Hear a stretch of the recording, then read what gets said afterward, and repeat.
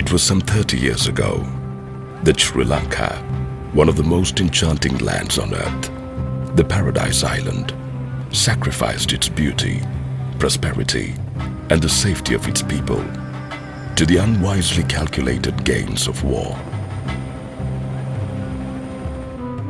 Historical circumstances created by political ambitions and divisions between two ethnic groups led Sri Lanka into chaos, devastation, and loss of life, creating nothing but deep, painful cracks and scars across the very fabric of the entire nation. What ideally should have been one land and one nation took on the stress and strain of war to prove yet again just how unnatural, self-hurting, and futile it is when people take up the path of destruction to create a new world. No tree has branches so foolish as to fight among themselves. There were attempts made to avoid ultimately resorting to war. However, instead of trying to reach a political settlement to the ongoing disputes, an organization emerged that decided to take up arms.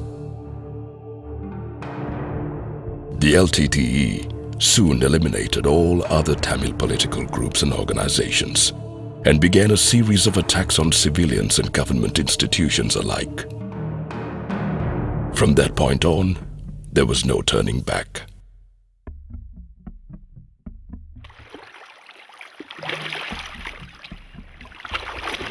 The government realized that the only option it had in order to finally put out the fire had been to build a new fire.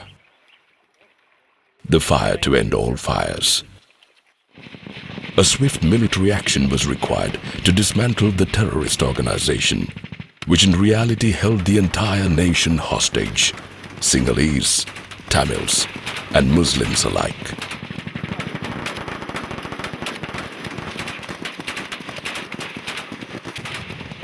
In an appalling demonstration of how all humanity and reason have been drained from their desperate actions, the LTTE virtually took hundreds of thousands of civilians hostage and turned them into human shields rather than laying down its weapons.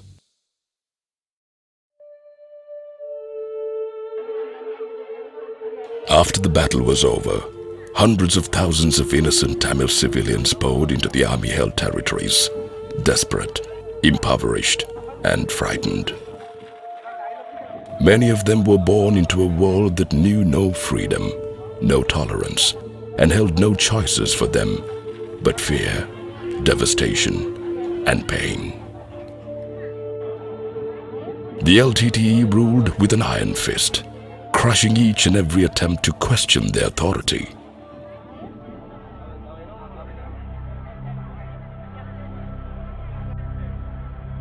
The Tamil population in LTTE-held areas in the north and east of the country had been indoctrinated to resent the rest of its nation and its institutions, the Sri Lanka Army being one of them.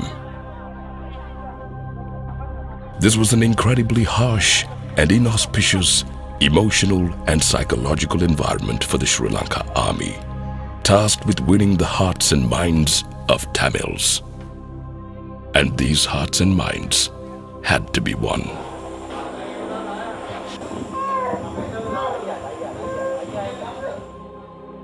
The government and the army knew that without this ultimate victory, no national reunification and final reconciliation would be possible.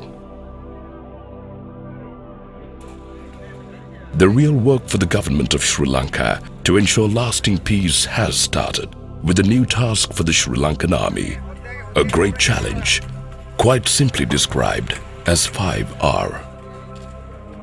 Resettlement, reconstruction, rehabilitation, reintegration, and reconciliation.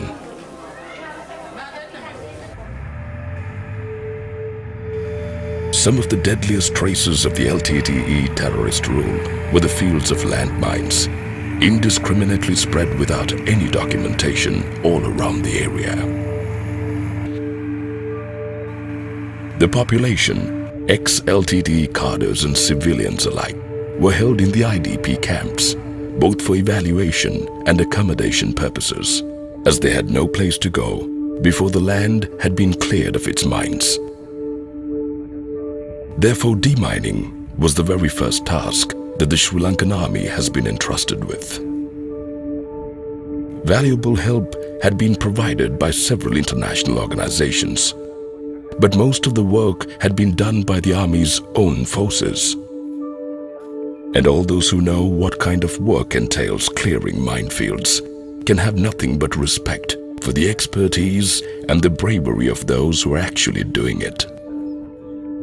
The minefields are being cleansed one by one, enabling the gradual return of the internally displaced persons. However daunting, the demining operation has been only the beginning of the resettlement process. The brutal civil war had destroyed most of the infrastructure, including people's homes. This called for the rebuilding and the construction of houses, roads, schools, hospitals, and all other essential infrastructure.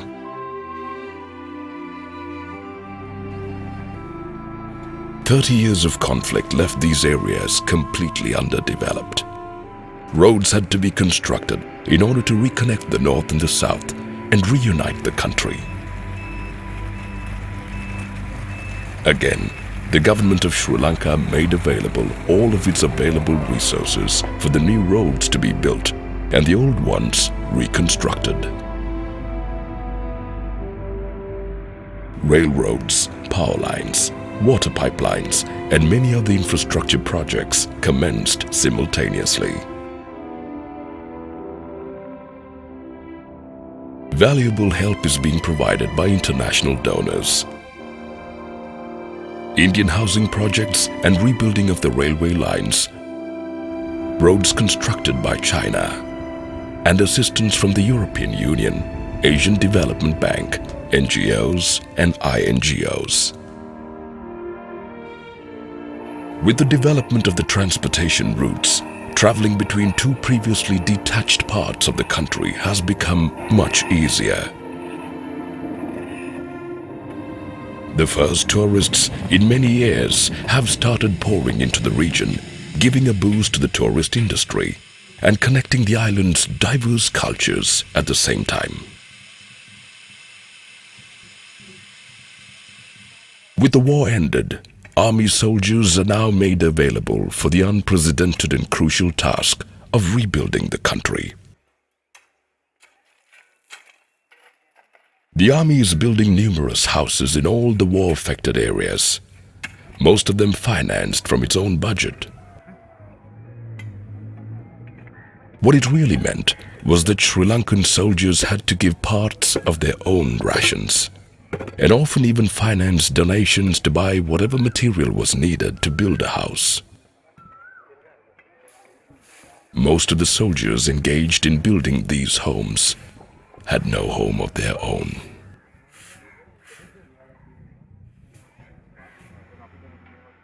The population of the war-ravaged areas relied heavily on agriculture for their livelihood. The final goal of the 5R strategy being to enable internally displaced persons to become self-reliant members of society, it was a matter of utmost importance to ensure the adequate supply of water. Before long, tanks were reconstructed and thousands of water pumps provided for the small family farms in the remote areas, so that they too could start and maintain their own independent food production.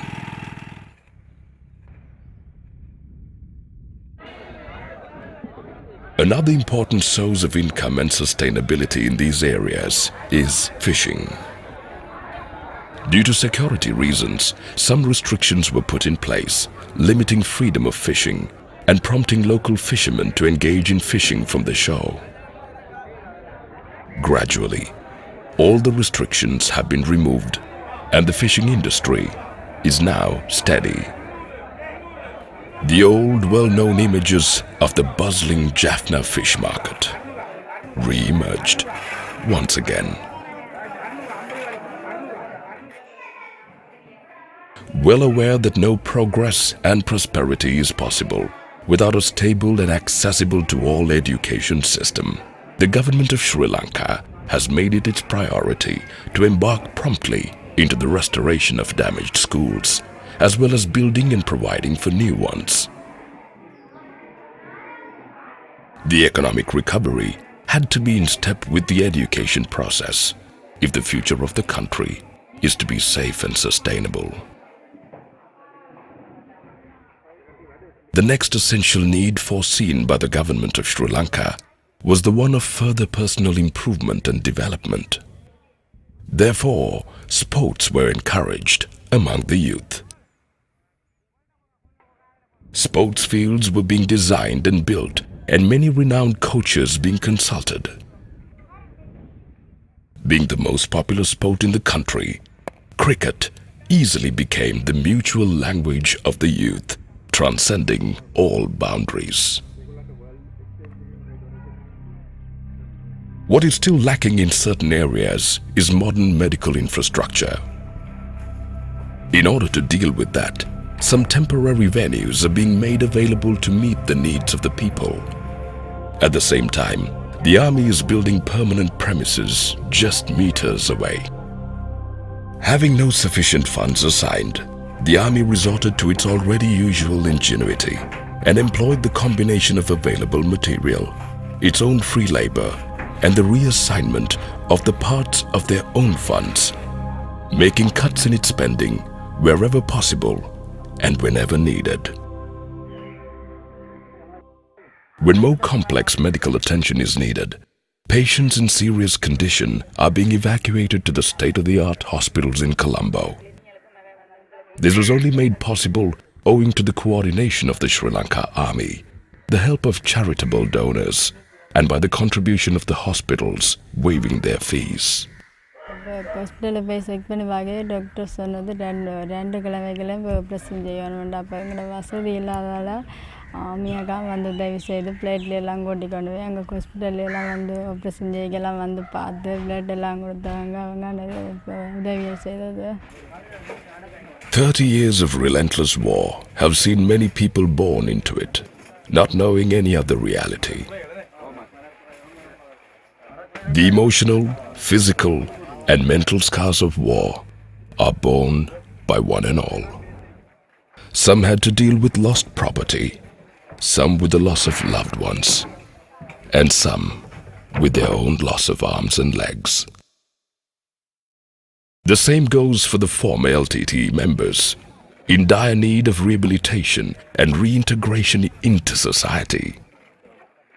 The process usually starts with identification of such people, followed by profiling and final counseling to help them face and embrace the future. Most former LTT cadres had no professional training whatsoever. They were born into an environment of conflict, where they were given weapons instead of pencils or cricket bats. To help such people, educational rehabilitation centers have been put in place to provide basic vocational training and education, enabling them to get jobs for the first time in their lives. என்னை வந்து இப்போ விடுதலை வந்து பலசுவான தான் பிடித்தார். அங்கே அவர்கள் எங்களை ஒரு வலுக்கட்டாயமாக பிடித்து விட்டு 6 மாதம் எங்களை அவர்களுடன் பேசினார். நாங்கள் ஒரு 15 பேர் அவரிடம் தப்பி சென்று விட்டு இராணுவத்துடன் சரணடைந்தோம். புனர்வாழ்வு நிலையத்துக்கு கொண்டு சென்றார்கள். அங்கு வந்து எங்களுக்கான வேலை வாய்ப்பு எல்லாத்தையும் தந்தார்கள். எங்களுக்கான வேலை வந்து தச்சு வேலை. நாங்கள் இது வேலையும் தெரியாமல் தான் இருந்தோம். அவர்கள் வந்து எங்களை நல்ல ஒரு வேலை திட்டத்தையும் பழக்கிவிட்டு எங்களுக்கான இப்போது இராணுவத்தினர் மீது எங்களுக்கான ஒரு குறைந்த விதத்தில் லோனையும் பெற்று தந்திருக்கின்றார்கள். The Sri Lankan Army has donated hundreds of artificial limbs to the ex-LTT cadres and civilians injured in the conflict, most of them crippled by landmines. Before the LTT-controlled areas were liberated, no proper medical care could have been given to these people. Now they're being taken care of and are free to live full and productive lives.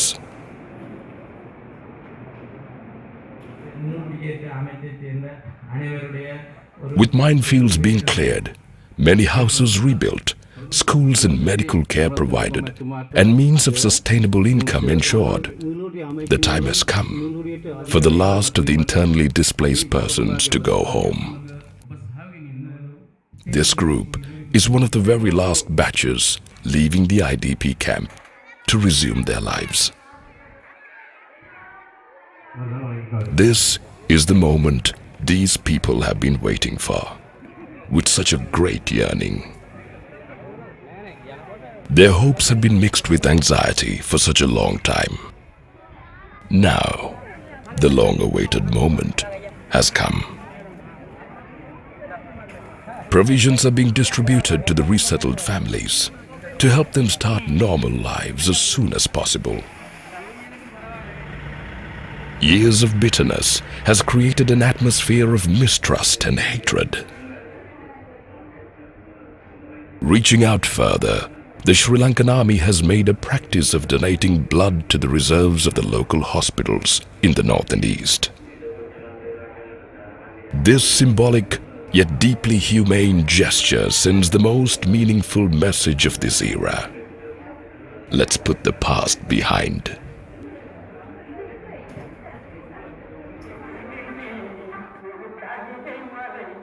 As an act of recognition of the efforts and goodwill, a local Tamil temple performs a puja for the members of the Sri Lankan army.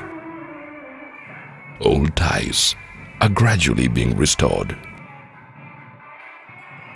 People of different religions are talking to each other again,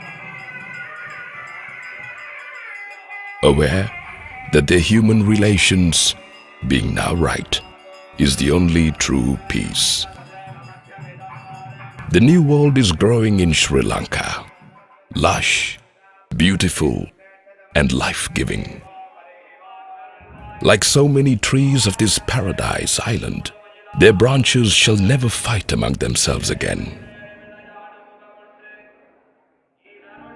One flag is once again flying for all Sri Lankans, promising and safeguarding the long-awaited peace, reminding us also that peace is not something you wish for. It is something you do, something you are, and something you give.